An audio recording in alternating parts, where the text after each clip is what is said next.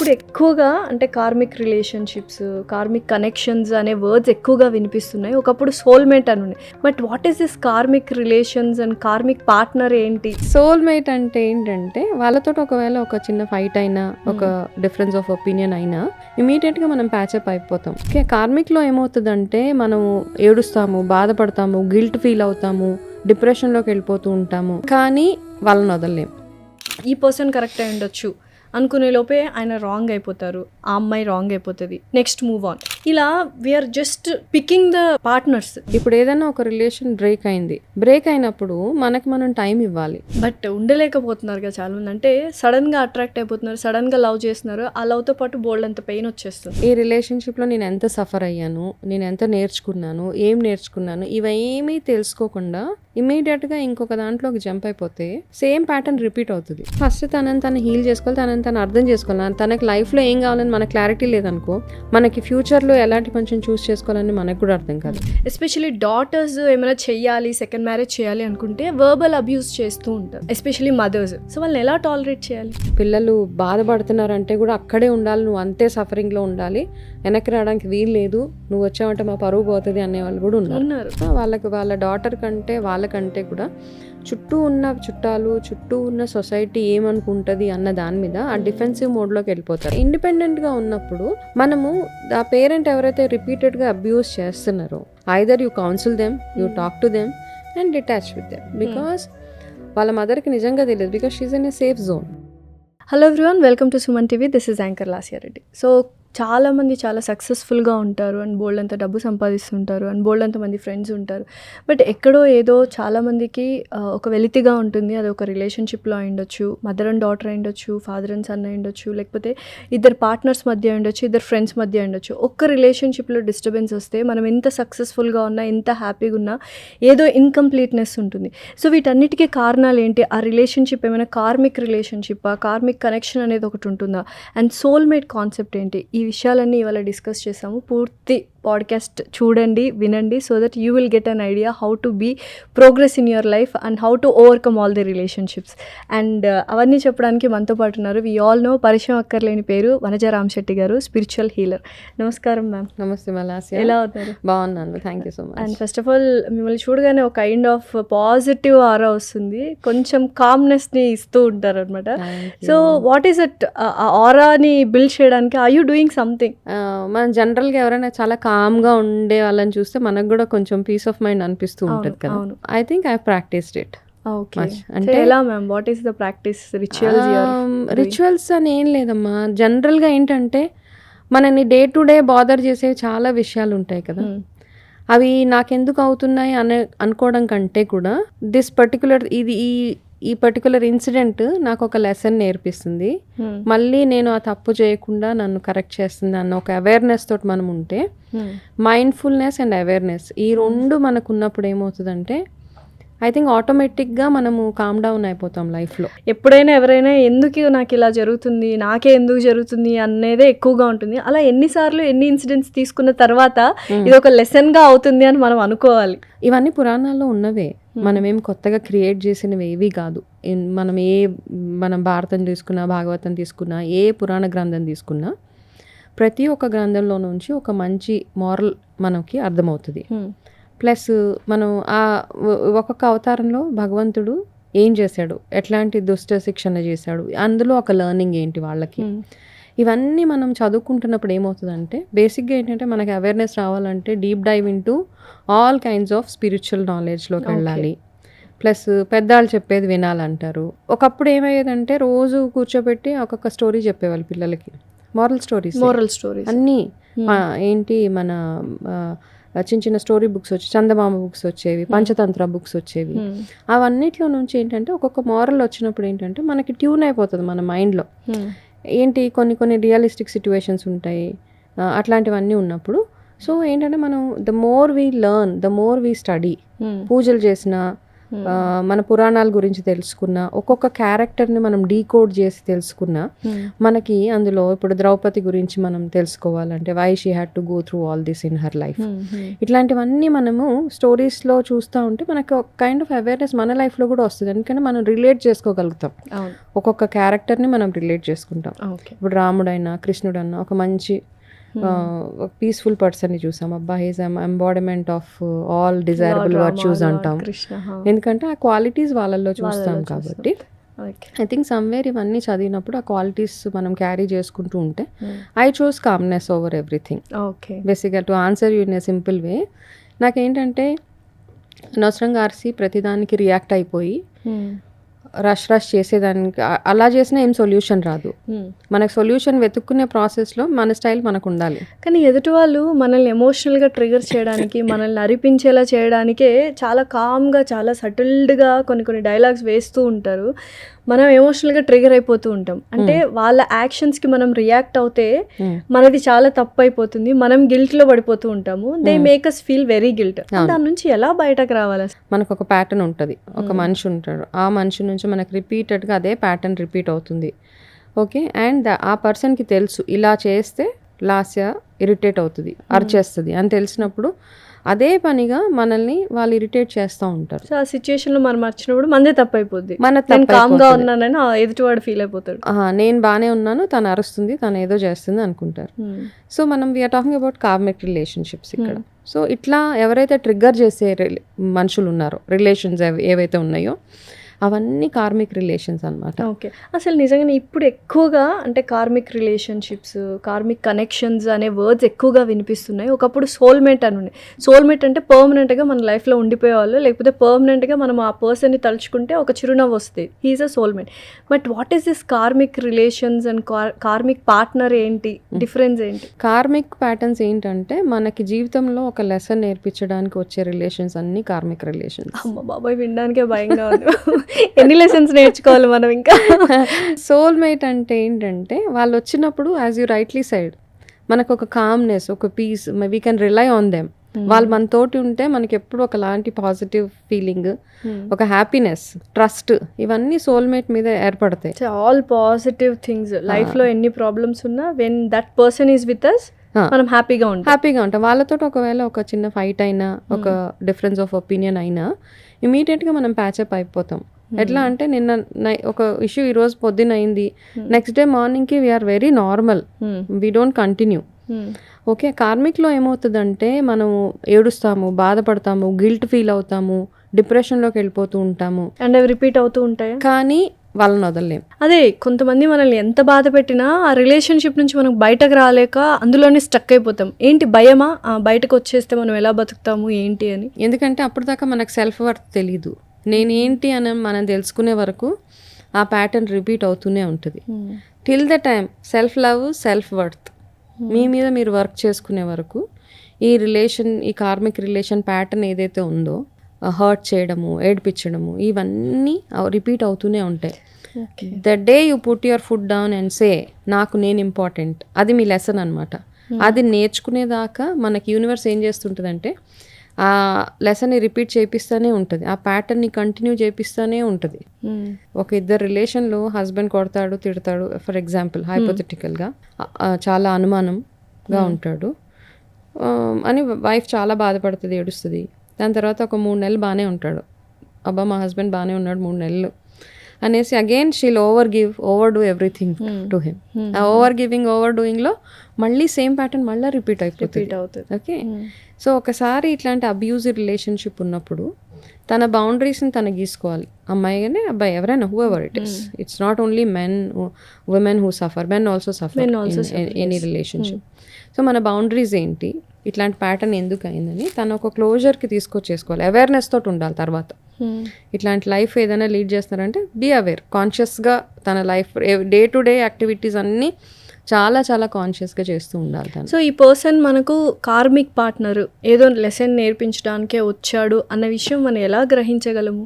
So ఏమవుతుంది అంటే మామూలుగా జాతకాలు ఇప్పుడు ఆస్ట్రాలజికల్గా చూసుకుంటే వీ హ్యావ్ ఫ్యూ హౌజెస్ 12 హౌజెస్లో కొన్ని హౌజెస్ని చూస్తే దాంట్లో మనకు తెలిసిపోతుంది కార్మిక్ ప్యాటర్న్, మనకి ఎంత కార్మిక్ బర్డన్ మన మీద ఉంది అనేది. ఓకే, సో అందరూ మనుషులు మనకి కార్మిక్గా రిలేట్ అయి ఉన్నారా అంటే the answer is no.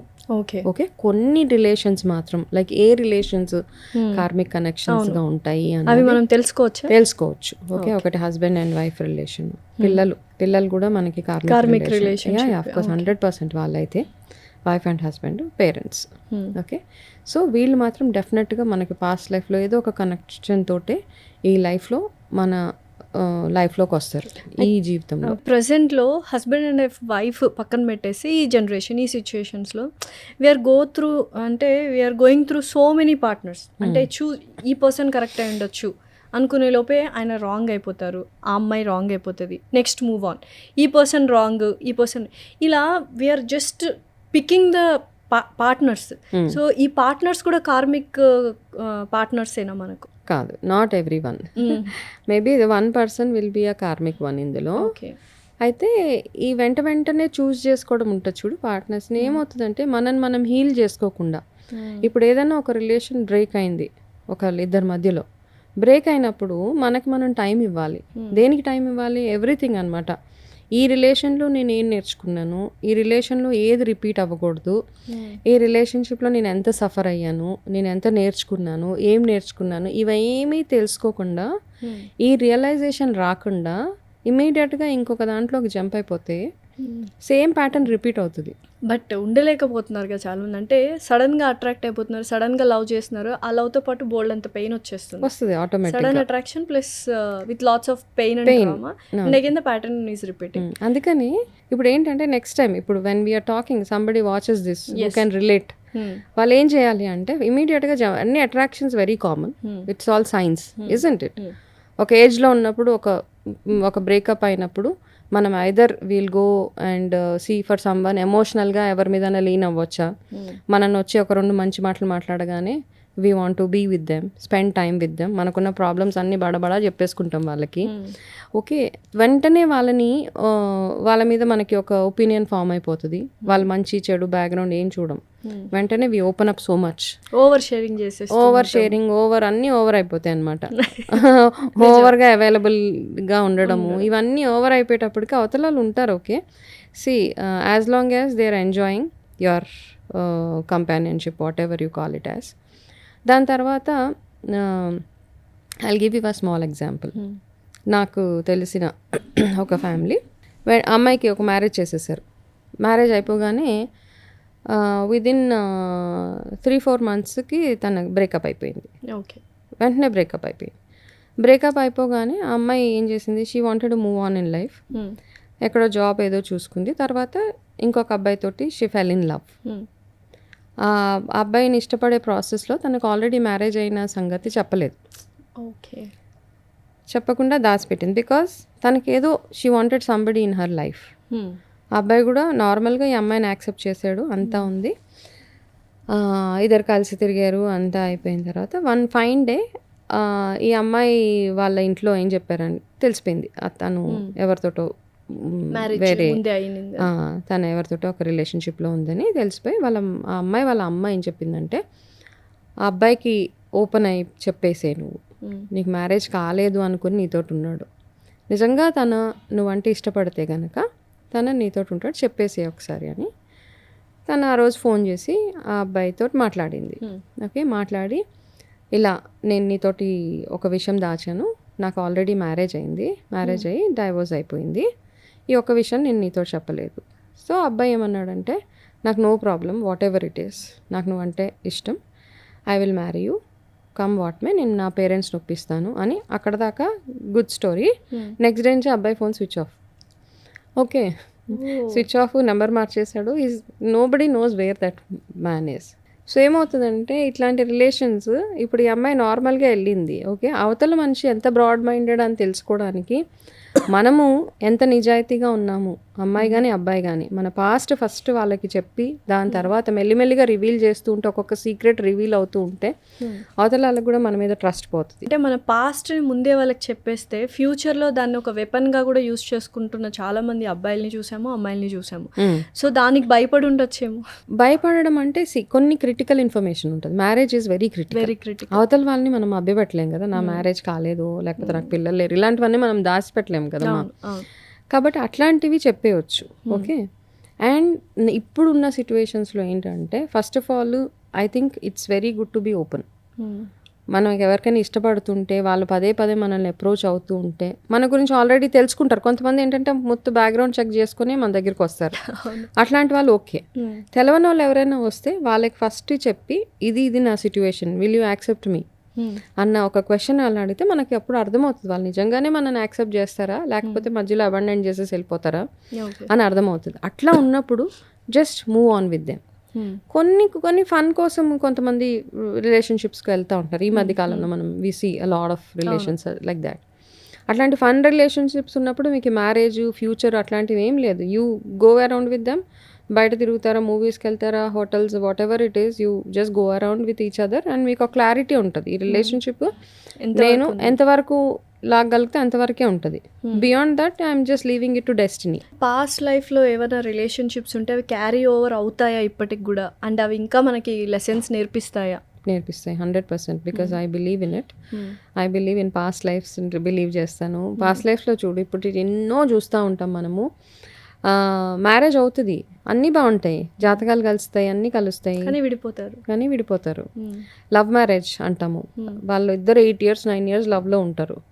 Love ఒక ఎంట్రీ పాయింట్ అంతే. దాని తర్వాత మ్యారేజ్ అయిపోయిన తర్వాత యాక్చువల్ కార్మిక్ ప్యాటర్న్ ఓపెన్ అయిపోతుంది. దాని తర్వాత వాళ్ళు అబ్యూజ్ చేస్తున్నాడు, నా మీద అనుమానము. 9 years 7 years ఇద్దరు కలిసే ఉంటారు. ఒకరికొకరు బాగా తెలుసు, ఒకరి గురించి ఒకరికి తెలుసు. అయినా కానీ మ్యారేజ్ తర్వాత అనుమానం స్టార్ట్ అయ్యిందని చెప్తారు. ఆ అనుమానం ఎప్పుడు స్టార్ట్ అవుతుంది అంటే, బికాజ్ ఆ ప్యాటర్న్ హీల్ చేయడానికి, మనకు ఒక లెసన్ నేర్పించడానికి ఆ కార్మిక్ ప్యాటర్న్ ఓపెన్ అయిపోతుంది మన లైఫ్లో.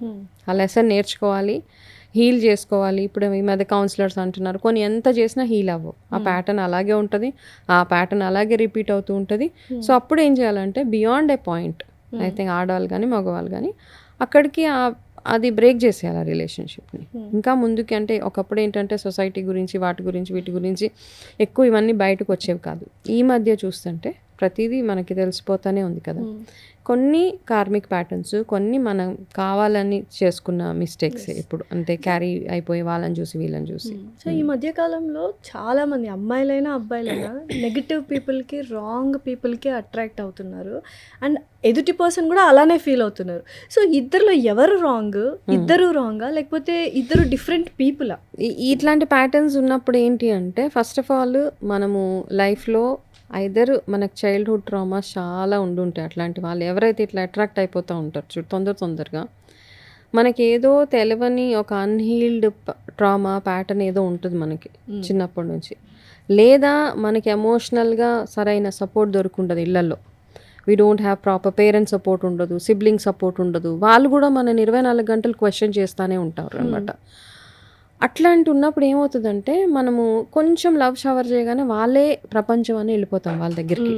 ఓకే. కానీ మన లైఫ్ ఏం చేస్తుందంటే, మళ్ళీ అదే ప్యాటర్న్ మనకి రిపీట్ చేస్తూ ఉంటుంది. ఓకే. కాబట్టి టిల్ మనకి అవేర్నెస్ వచ్చే వరకు. ఓకే. ఇప్పుడు నీకు ఇంట్లో పరిస్థితి బాగాలేదు, యువర్ పేరెంట్స్, మన పేరెంట్సే కొన్నిసార్లు మనకు శత్రువులుగా ఉంటారు.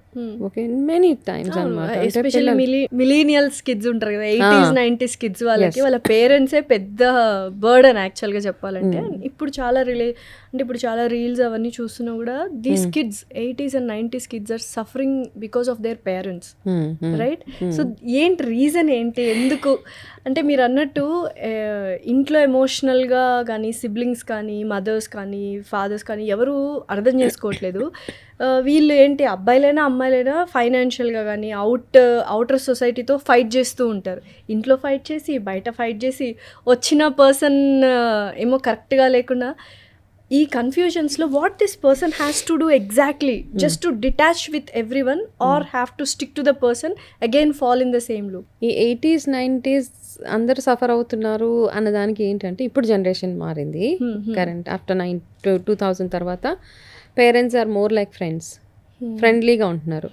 80s 90s కిడ్స్ ఇవన్నీ ఏంటంటే పేరెంట్స్ ఇంకా ఓల్డ్ ప్యాటర్న్లోనే ఉంటున్నారు. ఓకే, మనం ఎట్లా పెరిగాము అంటే వాళ్ళు చెప్పిందే వినాలి, వాళ్ళు అనుకున్నదే వాళ్ళు ఇంజనీరింగ్ చదవాలంటే మనం ఇంజనీరింగే చదవాలి, మన ఒపీనియన్స్ అక్కడ వర్క్ అయ్యేవి కాదు కదా. మనం ఓపెన్గా వెళ్ళి నేను ఏదో బిజినెస్ చేసుకుంటాను లేకపోతే నేను బ్యూటీషియన్ అవుతాను అంటే ఎవరు ఒప్పుకోరు అప్పట్లో. ఓకే, అదొక పెద్ద నో అక్కడ కదా. ఇప్పుడు ఏంటంటే మనం చాయిస్ ఏదో ఒకటి చేస్తారులే, వాళ్ళు బతికితే చాలు, వాళ్ళు ఎంతో కొంత సంపాదించుకుంటే చాలు అన్న ప్యాటర్న్. అప్పట్లో నా పిల్లలు నేను చెప్పినట్టే, నేను గీసిన గీటే ఉండాలి, అక్కడే ఉండాలి, అది దాటకూడదు వాళ్ళన్న ఒక రూల్. సో ఆ rule while it was okay, అప్పట్లో ఓకే యాక్సెప్టెన్స్ ఉండేది. చాలామంది వాళ్ళ పేరెంట్స్ మాట విన్నారు కాబట్టే ఫ్యూచర్లో సెటిల్ అయ్యారు అనే చాలామంది ఉన్నారు. అలాగా కొంతమంది ఏంటంటే చాలా రిజిడ్గా ఉంటారనమాట. అది పెళ్లి విషయంలో అవ్వచ్చు, పిల్లలు బాధపడుతున్నారంటే కూడా అక్కడే ఉండాలి, నువ్వు అంతే సఫరింగ్లో ఉండాలి, వెనక్కి రావడానికి వీలు లేదు, నువ్వు వచ్చావంటే మా పరువు పోతుంది అనేవాళ్ళు కూడా ఉన్నారు. సో అట్లాంటి పేరెంట్స్కి ఇది క్వశ్చన్ మార్క్ అంతే. బట్ అదర్వైజ్ ఆ పేరెంటింగ్ అలాగే ఉండేది అప్పట్లో. ఏం చేయాలి ఈ డాటర్స్ కానీ లేకపోతే సన్స్ కానీ అబ్బాయిలు కానీ అమ్మాయిలు కానీ పేరెంట్స్ని కొంచెం దూరం పెట్టడం అనేది కరెక్ట్ థింగ్? ఇట్స్ ఓకే, ఎందుకంటే రిపీటెడ్గా మీరు హర్ట్ అవుతున్నప్పుడు ఓకే అంటే మీకు తెలుసు మీ పేరెంట్ జెన్యూన్గా, ఇప్పుడు all parents feel that we are good parents. అందరు పేరెంట్స్కి ఏమనిపిస్తుంది, we are the best parents in the world, వాళ్ళకి కావాల్సిందంతా ఇస్తున్నాము.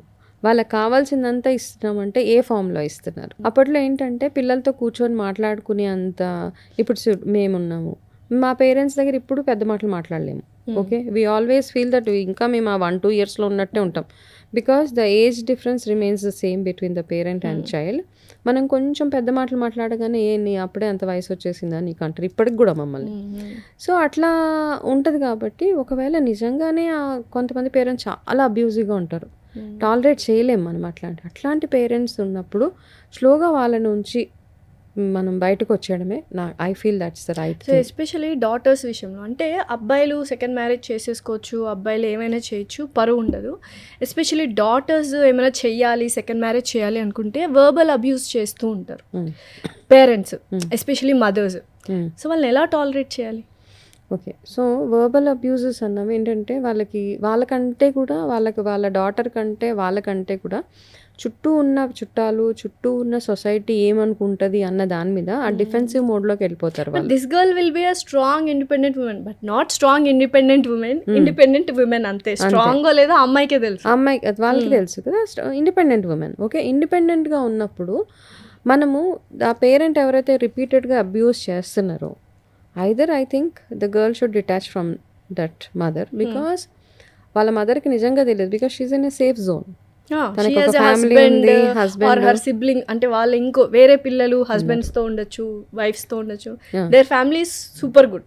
ఎందుకంటే వాళ్ళకి మనకంటే కూడా వాళ్ళ డాటర్ కంటే కూడా సొసైటీ ఏమనుకుంటారు అన్న ఒకటి, సొసైటీ కోసం వాళ్ళ డాటర్ సాక్రిఫైస్ చేసేయాలి, సొసైటీ కోసం ఆ అమ్మాయి అన్నీ వదిలేసుకోవాలి, సాక్రిఫైస్ చేసేయాలి, తను ఒంటరిగానే లైఫ్ అంతా లీడ్ చేసేయాలి అన్న ఒక కాన్సెప్ట్స్లో చాలామంది ఉంటారు అలా.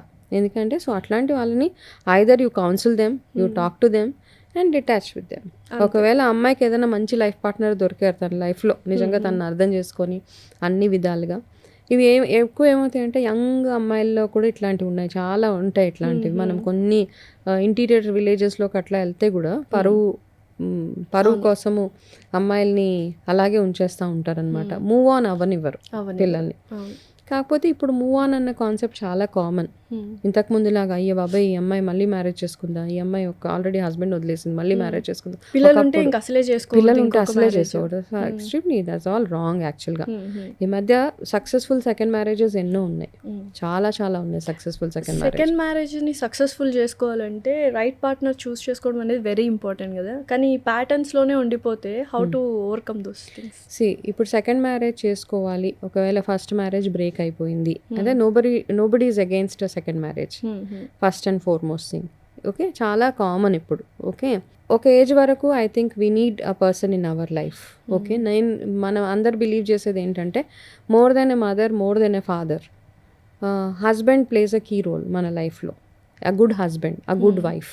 ఓకే, ఎందుకు అంటే ఒక మిడిల్ ఏజ్ వచ్చిన తర్వాత మన మైండ్ ప్రిపేర్డ్గా ఉండాలి. ఏంటంటే ఒక సర్టెన్ ఏజ్ వచ్చిన తర్వాత మన మదర్, మన ఫాదర్ మనతో ఉండరు వాళ్ళు. ఓకే, ఏజ్ వల్లనో దేని వల్లనో దే లీవ్ అస్. అవునా?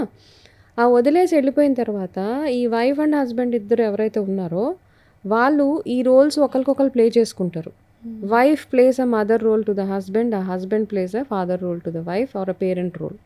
అట్లా ఒక సర్టెన్ ఏజ్ తర్వాత వాళ్ళకు కూడా పిల్లలు పుట్టేసి ఆ పిల్లలు ఒక ఏజ్లోకి వెళ్ళిపోయాక. సో ఇట్లాంటి రిలేషను ఉండాలంతే. ఓకే, ఇనీషియల్ డేస్ ఆఫ్ మ్యారేజ్లో ఎట్లా ఉన్నా అట్ అ లేటర్ స్టేజ్ మనం ఎదుగుతున్న కొద్దీ ఆ రిలేషన్షిప్లో ఒక మంచి షిఫ్ట్ రావాలి. ఆ షిఫ్ట్ వచ్చినప్పుడు ఆ రిలేషన్ చాలా చాలా బ్యూటిఫుల్గా ఉంటుంది. So second marriage is not a bad thing at all. Second marriage చేసుకునేటప్పుడు ఒక చిన్న అవేర్నెస్ ఏంటి అంటే, ఫస్ట్ మీకు ఏవైతే వూండ్స్ ఉన్నాయో ఎమోషనల్గా, అరే వాళ్ళు వదిలేశారు కదా, I teach them a lesson అని వెంటనే కొంతమంది ఉంటారు 3-4 నెలలకి ఇంకొక పెళ్లి చేసేసుకొని నేను ఒక లెసన్ టీచ్ చేయాలి నా వైఫ్కో నా హస్బెండ్కో, ఇట్స్ నాట్ దట్ నాకు ఎవరు దొరకరు అనుకుంటున్నారా అని ఇట్లాంటి మైండ్ సెట్లో చాలామంది ఉంటారు. ఆ మైండ్ సెట్ పక్కన పెట్టేసి ఫస్ట్ హీల్ చేసుకోండి. ఏది what went wrong in your previous relationship. మీరు ఓవర్గా అన్నీ ఇచ్చేసారా? Over attention, over affection, over giving, over money, over gifting ఇవన్నీ చేశారా? లేదా అవతల నుంచి మీకు ఏంటేంటి, what is the pattern you have seen from the other side? వీటిని అనలైజ్ చేసుకుని try to heal from them. Okay, heal అయిపోయిన ఎప్పుడు తెలుస్తుంది? మనము ఆ అవతల మనిషిని మనం ఫర్గివ్ చేసి హీల్ అయిపోయామని ఎప్పుడు మనకు తెలుస్తుంది అంటే, మనని హర్ట్ చేసిన మనిషి మన మైండ్లోకి వచ్చినప్పుడు హేట్రేడ్ కానీ ఎటువంటి ఫీలింగ్ ఉండదు మనకి. We are calm. ఒక్కొక్కసారి ఏడుపు వస్తుంది, ఎమోషనల్ అయిపోతాం. అరే వాళ్ళు నన్ను ఇంత బాధ పెట్టారు, వాళ్ళు నన్ను ఇంత టార్చర్ చేశారు, ఇంకా ఓవర్కమ్ అవ్వలేదు. వాళ్ళు ఎదురుపడ్డా వాళ్ళ గురించి ఆలోచించినా మీకు ఎటువంటి రియాక్షన్, ఏం ఫీలింగ్ ఏం రానప్పుడు యువర్ సెల్ఫ్ స్టేబుల్గా ఉన్నప్పుడు that is your healed and you can move on in life. ఏ ప్రాక్టీసెస్ చేస్తే మనము హీల్ అవుతాం ఇటువంటి రిలేషన్షిప్స్ నుంచి, పేరెంట్స్ అబ్యూస్ నుంచి? So what kind of practices we should do for our self to heal? ఒక చిన్న ఎగ్జాంపుల్ తీసుకుందాం. ఓకే, ఒక హస్బెండ్ అండ్ వైఫ్ రిలేషన్షిప్లో husband is repeatedly abusing the wife. ఆ అబ్యూస్లో ఆ వైఫ్ ఏం చేసింది? తన టాలరేట్ చేసిందా, బ్యాక్ ఆన్సర్ చేసిందా, లేకపోతే సైలెంట్గా సఫర్ అయిందా? ఇది తను ఫస్ట్ అనలైజ్ చేసుకోవాలి. అయిపోయిన తర్వాత ఆ రిలేషన్షిప్ బ్రేక్ అయిపోయింది అనుకో, ఎందుకు బ్రేక్ అయిందని తను ఆలోచించుకోవాలి. ఎందుకు బ్రేక్ అయింది రిలేషన్? ఓకే, బ్రేక్ అవ్వాల్సిందే, ఎందుకంటే అంత టాలరెన్స్ మనలో లేదు కదా. ఆ మనిషి దగ్గర నుంచి what lesson she has learned, what kind of a person he is. Okay, అనుమానించే మనిషా, లేకపోతే ఓవర్గా పొజెసివా అతను, లేకపోతే రకరకాల క్యారెక్టర్స్ ఉంటాయి. అతను ఎట్లాంటి మనిషి అని ఆ అమ్మాయి అర్థం చేసుకొని, okay she has to feel happy about leaving that person. అమ్మాయి అయినా అబ్బాయి అయినా, అంటే you are not at guilt. అయ్యో నేను అనవసరంగా వదిలేసానా, సొసైటీ ఏమనుకుంటుంది నన్ను, ఎవరేమనుకుంటారు. కొన్ని రిలేషన్స్ అలాగే ఉంటాయి, మంచి వాళ్ళని కూడా వదిలేసి వచ్చేస్తారు. ఓవర్ పాజిటివ్గా ఉన్నా టాలరేట్ చేయలేము, వచ్చేస్తాం. అతి బాగా చూసుకున్నా కానీ ఉండలేము మనం. సో ఏంటి అంటే ఫస్ట్ తనని తను హీల్ చేసుకోవాలి, తనని తను అర్థం చేసుకోవాలి. తనకి లైఫ్లో ఏం కావాలని మనకు క్లారిటీ లేదనుకో, మనకి ఫ్యూచర్లో ఎలాంటి మనిషిని చూస్ చేసుకోవాలని మనకు కూడా అర్థం కాదు. ఫస్ట్ ఆఫ్ ఆల్ మన లైఫ్కి మనకు ఒక అండర్స్టాండింగ్ ఉంటుంది. As Vanaja I know what kind of people I want in my life. Okay, and నాకు తెలుసు అనమాట, నాకు వచ్చే మనిషి కొంచెం I want caring person in my life, my children should be in a particular way అని నాకు ఒక క్లారిటీ ఉంటుంది. ఓకే, బట్ వచ్చే మనిషిని నాకు చూస్ చేసుకునే రైట్ నాకు ఉంది. చూస్ చేసుకునే రైట్ ఉన్నా లేకపోయినా ఆ వచ్చిన మనిషిని నా యాక్షన్స్ తోటి నేను మార్చుకునే అవకాశం 100% ప్రతి ఒక్కరికి ఉంటుంది. ఎవ్రీ రిలేషన్షిప్లో అది చేసుకోవచ్చు. హస్బెండ్ వైఫ్ని మార్చుకోవచ్చు, వైఫ్ హస్బెండ్ని మార్చుకోవచ్చు. ఆ మార్చుకోలేనప్పుడు, మార్చడానికి ట్రై చేసినప్పుడు ఇంకా ఇంకా పదే పదే ఆ ప్యాటర్న్ రిపీట్ అవుతూ ఉంటే కనుక I think we should just leave it and move on in life. అయితే ఎవరైతే అంటే ప్రీవియస్ పార్ట్నరు మనకు మీరు అన్నట్టు ఓవర్ పొసెసివ్, అనుమానమో, లేకపోతే లవ్ బాంబింగ్ చేస్తూ ఉంటారు, అప్పుడప్పుడు ప్రేమ, నెక్స్ట్ పార్ట్నర్ని చూస్ చేసుకోవాలి అనుకున్నప్పుడు మనం ఏవైతే నెగిటివ్గా ఉన్నాయో వాటికే మళ్ళీ అదే ప్యాటర్న్కి అట్రాక్ట్ అయిపోతూ ఉంటాము. Hmm. దీన్ని లూప్ అంటూ ఉంటారు. Loop అదే అంతే. ప్యాటర్న్ లో పడిపోయి లూప్ లాగా అయిపోతుంది అని. Hmm. Hmm. దాని నుంచి బయటకు రావడం ఎలాగా? Is it possible? అలా ఎన్ని లూప్స్ అవుతాయి? అంటిల్ ఫస్ట్ థింగ్ ఏంటంటే ఇందాక అన్నాను కదా, ఫస్ట్ రిలేషన్లో ఏదైనా ట్రామా ఉంటే ఫస్ట్ ఆ ట్రామా హీల్ అయిపోవాలి. మీరు కంప్లీట్ హీల్, నేను చెప్పాను కదా, ఆ మనిషిని చూసినప్పుడు మీకు ఏ ఫీలింగ్ రానప్పుడు then go for the second అంత వెయిట్ చేయలేకపోతున్నారు మనుషులు ఎవరు. చేయాలి. ఇమీడియట్ గా అదంటే you will attract the same pattern. అదే రిపీట్ అవుతుంది, అదే ట్రామా గో త్రూ అవుతారు, అదే టార్చర్, డిప్రెషన్ అంటారు, సూసైడల్ టెండెన్సీస్ అంటారు, ఇవన్నీ అవుతూ ఉంటాయి. కాబట్టి మనకి మనం హీలింగ్ టైం ఇవ్వాలి. ఒక దెబ్బ తగులుతుంది మనకి, ఒక కట్ అవుతుంది, ఆ కట్ హీల్ అవ్వడానికి వి గివ్ టైం కదా.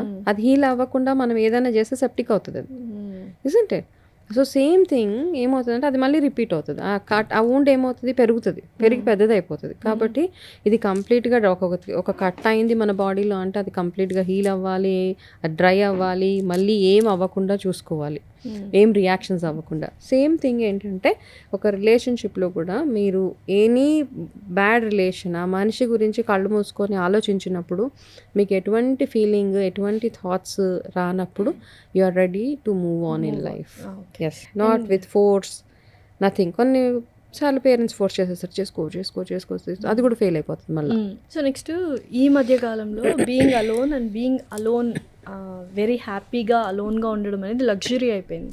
Is it true? అంటే సాలిట్యూడ్, సొలేస్గా ఉండాలి, మనం ఒంటరిగా ఉంటేనే హ్యాపీగా ఉంటాము అన్న స్టేజ్కి కొంతమంది వచ్చేస్తూ ఉంటారు.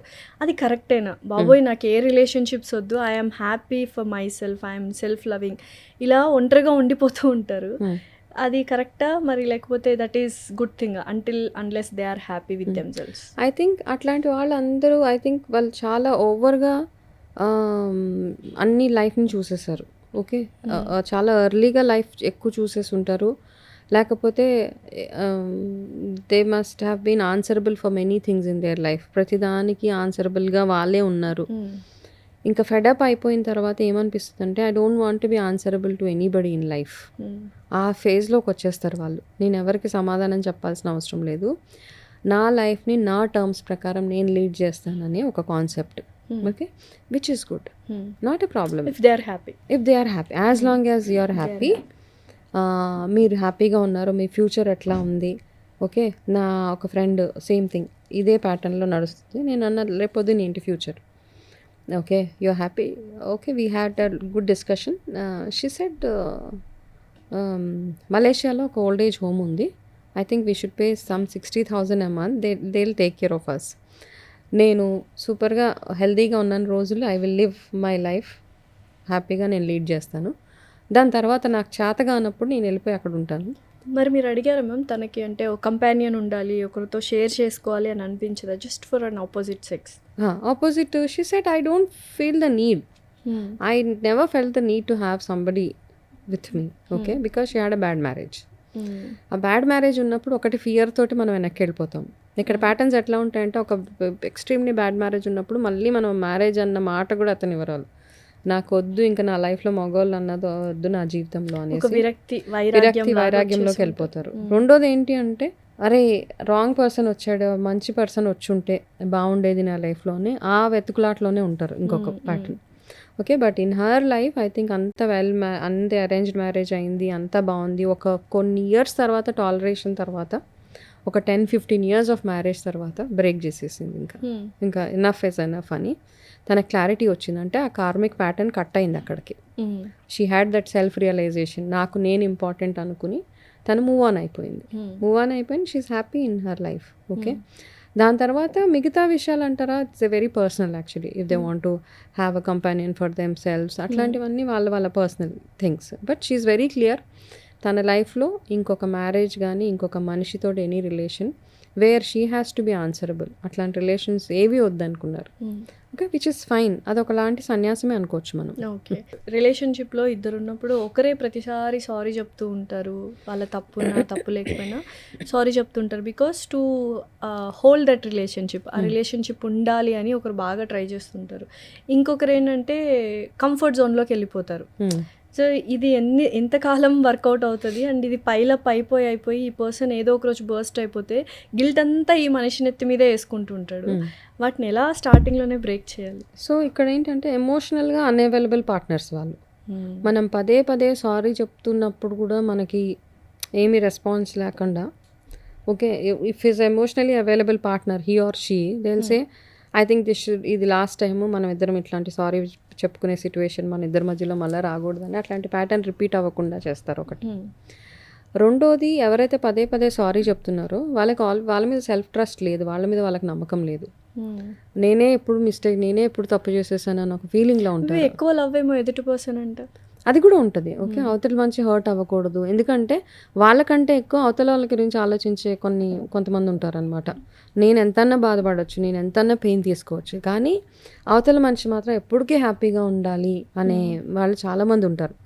అట్లాంటి అంటే సప్రెస్ చేసేసుకుంటూ ఉంటారు అనమాట. అన్ని ఎమోషన్స్ని సప్రెస్, అన్నీ లోపల దాచేసుకుంటారు. ఉంటుంది గివెన్ అ ఛాన్స్. అట్లాంటి వాళ్ళు ఎవరైతే ఉన్నారో ఒక ఆపర్చునిటీ వస్తే గట్టిగా అరిచి ఏడ్చేసి they feel like doing it. ఎవరు లేని ప్లేస్లోకి వెళ్ళి గట్టిగా అరిచి గట్టిగా ఏడ్చేసి చేసినట్టు నా మనసులో ఉన్న భారానంతా దింపేసుకోవాలి అని అనిపిస్తూ ఉన్నా కానీ ఎక్కడో ఎమోషనల్గా చాలా ఒక కనెక్షన్ వాళ్ళతో అవతల మనిషితో ఏర్పడిపోతుంది.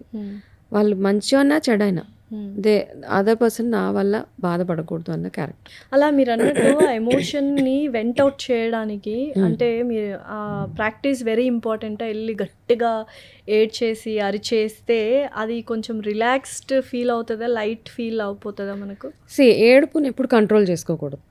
ఓకే, ఏడుపు ఈజ్ అ పార్ట్ ఆఫ్ మన ఎమోషన్ కదా. కోపము, ఏడుపు ఇవన్నీ జెలసీ, ఇవన్నీ మన ఎమోషన్సే. ఆ ఎమోషన్స్ అన్నీ వస్తూ ఉంటే వాటిని ప్రాసెస్ చేసుకుంటూ ఉండాలి.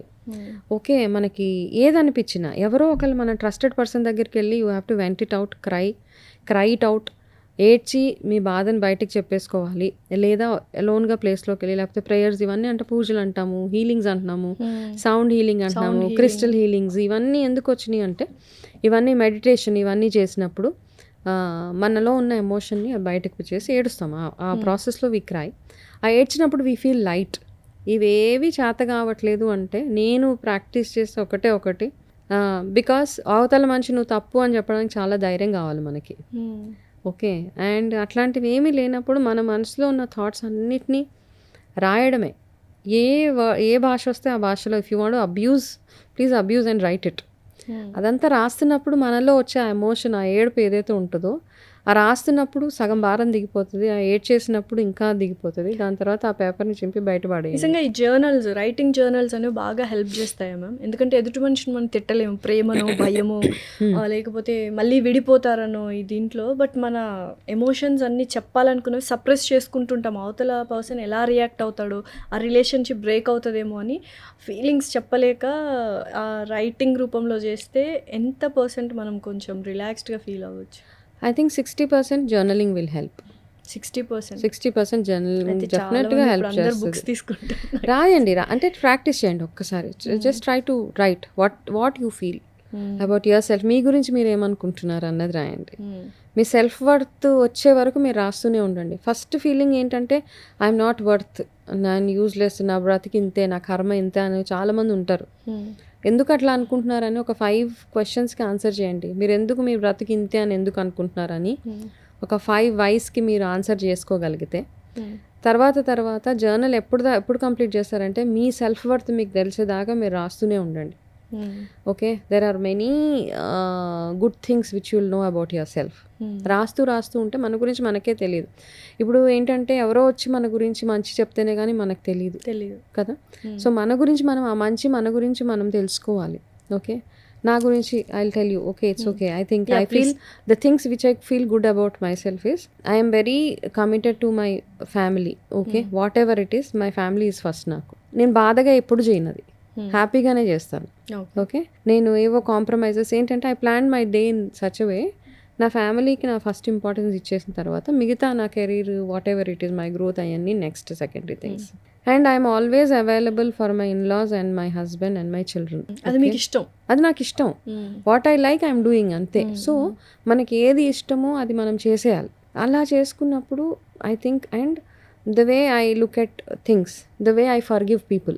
నాకు కష్టమైన సిచ్యువేషన్ ఏది ఎదురైనా, నన్ను కష్టపెట్టిన మనుషులు ఎవరు ఎదురైనా వెంటనే బాధ అనిపిస్తుంది, కానీ ఐ ఫర్గివ్ దెమ్.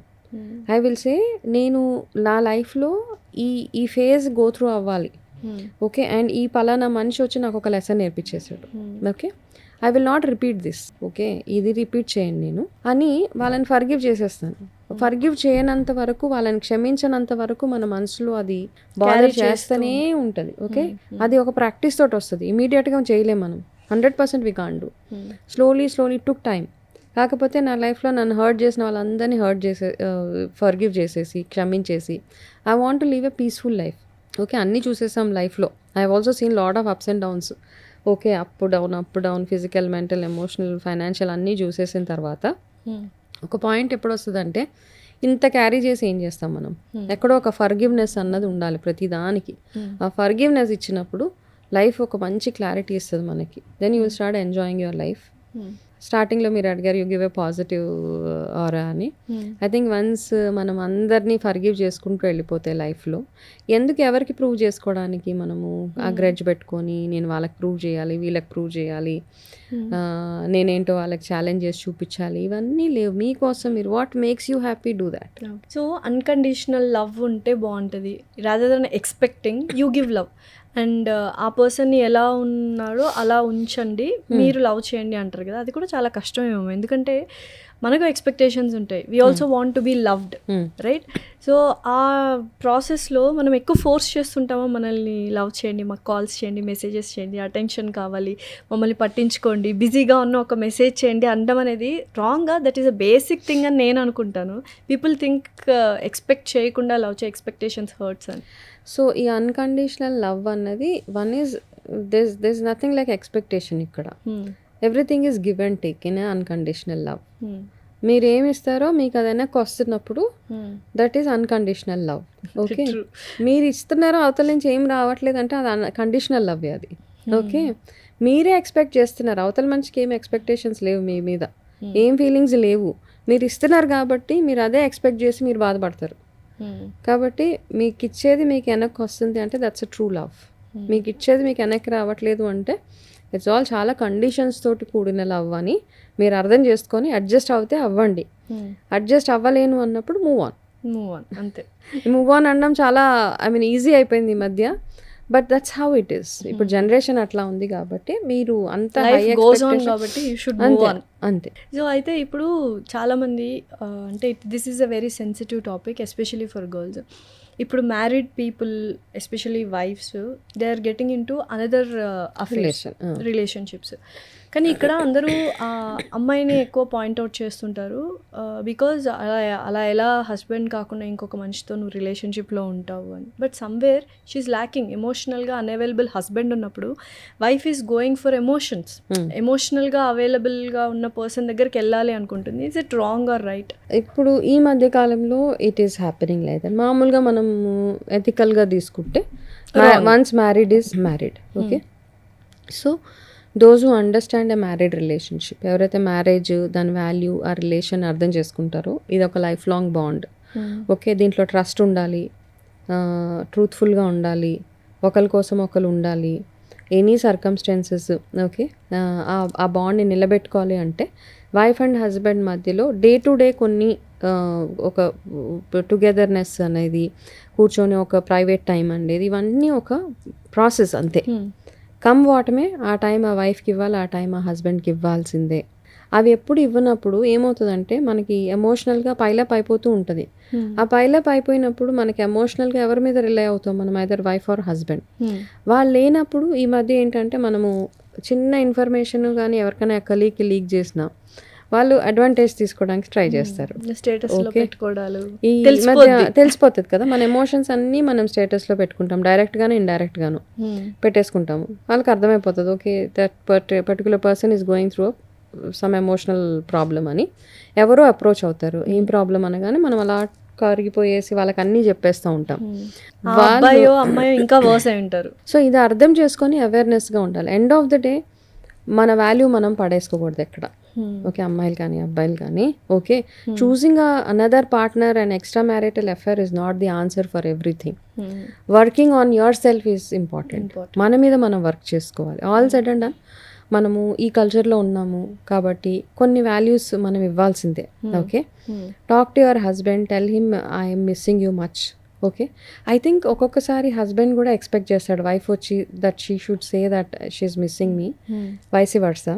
అండ్ ఈ బేసిక్స్ ఉండగలిగితే ఫస్ట్ థింగ్ ఏంటంటే ఎమోషనల్గా ఎవరైతే డిస్టెన్స్ అయిపోతున్నారో ఒక couple of conversations are very very important. ఈ మధ్య ఏదో చాలా కాన్సెప్ట్స్ వచ్చాయి, ఏదో ఏంటి సపరేట్గా such lot of things, even couple therapies అంటున్నారు, లేకపోతే స్లీప్ డైవర్స్లు అంట, ఇవో చాలా చాలా కాన్సెప్ట్స్ వచ్చేసినాయి. So don't get into all of these. Okay, ఎందుకంటే that impacts your kids. Whatever we're doing, మనం ఏదైతే చేస్తున్నామో that will carry on to our children. First ఏంటంటే before you jump into a different relation. Okay, నేను నార్మల్గా I just shift to an astrological ఆస్పెక్ట్లోకి వెళ్తాను, karmic దాంట్లోకి వెళ్ళిపోతాను. ఓకే, మనం whatever parents do that will impact the children. Okay, 100% మీ పిల్లల మీద వాటి ఇంపాక్ట్ చూపిస్తుంది. కాబట్టి మీకు నిజంగా పిల్లల్ని ఎవరు వద్దనుకోరు, పిల్లలు బాగుండాలని అనుకుంటారు. కాబట్టి before you jump in to any wrong relations think about your kids. Okay, that's the only answer in the conversation. Particular very thing. simple and very strong answer Yes. to everyone, definitely. Yeah. And finally, నిజంగానే strong independent women ఉంటారా? ఎవరైనా being by nature women are very dependent emotionally, at times ప్రీవియస్లో ఫినాన్షియల్గా. But ఎక్కడో ప్రతి ఒక్కరు I'm strong independent women అని మనల్ని మనం మోసం చేసుకుంటున్నామా అనిపిస్తుంది. నిజంగా స్ట్రాంగ్ ఇండిపెండెంట్ విమెన్ ఉంటారా? ఎక్కడో ఒక దగ్గర ప్రతి మనిషికి స్ట్రాంగ్ ఇండిపెండెంట్ అన్నది బయటకు చెప్పుకోవడానికి అనిపిస్తుంది నాకు. In my whoever I have counselled so far. Okay, అట్లా ఒక ఏజ్ దాకా ఉండగలుగుతారు. ఓకే, ఒక 40-45 ఇయర్స్ తర్వాత అనిపిస్తుంది నాకంటూ ఒకళ్ళు ఉండాలి అన్న ఒక థాట్ ప్రతి మనిషికి వస్తుంది. ఓకే, అట్లా స్ట్రాంగ్ ఇండిపెండెంట్గా ఎప్పుడు దాకా ఉంటామంటే మనకి ఎర్నింగ్స్ ఉన్నంత వరకు, మనకి హెల్త్ ఉన్నంత వరకు, మనం యాక్టివ్గా ఉన్నంత వరకు, మన చుట్టూరు వేరే మనుషులు ఉన్నంత వరకు మనకు అనిపిస్తుంది నాకు ఇంకేం అక్కర్లేదు లైఫ్లో అని. ఒకసారి ఇవన్నీ డిటీరియేట్ అయిపోతూ ఉంటే, మీ హెల్త్ డిటీరియేట్ అయిపోయినా, మీ ఎర్నింగ్స్ తగ్గిపోయినా, మీ చుట్టూ ఉన్న రిలేషన్స్ దూరం అయిపోతున్నా, అప్పుడు మనకు అనిపిస్తుంది నాకంటూ నేను రిలై అయ్యి ఒక మనిషి నా కోసం ఉంటే బాగుండు అని ఒక చిన్న థాట్ ఎక్కడో ట్రిగ్గర్ అవుతుంది. కాబట్టి మనము మన ధర్మం ప్రకారం మన లైఫ్ ఒక సర్టెన్ రూల్స్ ఉన్నాయి మన యాజ్ పర్ ద ధర్మ, హిందూ ధర్మ, దాని ప్రకారం మనం వెళ్ళిపోవడమే. ఓకే, కొంతమంది ఏంటంటే ఆస్ట్రాలజికల్గా వాళ్ళకి ఏయో దోషాలు అవి ఇవి ఉండే మ్యారేజెస్ కావు, మ్యారేజెస్ బ్రేక్ అయిపోతాయి, ఇవన్నీ ఉంటాయి. But end of the day they need to have some people around them. ప్రతి మనిషికి ఒక తోడు అనేది అవసరం. ఆ తోడు అన్నది నాట్ నెసెసరీ వైఫో హస్బెండో ఏదో కాదు. ఓకే, ఏమీ లేదు, మీకు మ్యారేజ్ అవ్వలేదు, మ్యారేజ్ చేసుకోలేకపోయారు మీ లైఫ్లో, ఎవరినో ఒకరిని అడాప్ట్ చేసుకొని వాళ్ళకి మీరు ఒక ఆసరా ఇవ్వండి. ఒక ఆర్ఫన్నో ఎవరినో తెచ్చుకొని వాళ్ళకి మీకు ఆసరా ఇస్తే వాళ్ళు మీకు ఆసరాగా ఉంటారు. So there are so many choices we can make.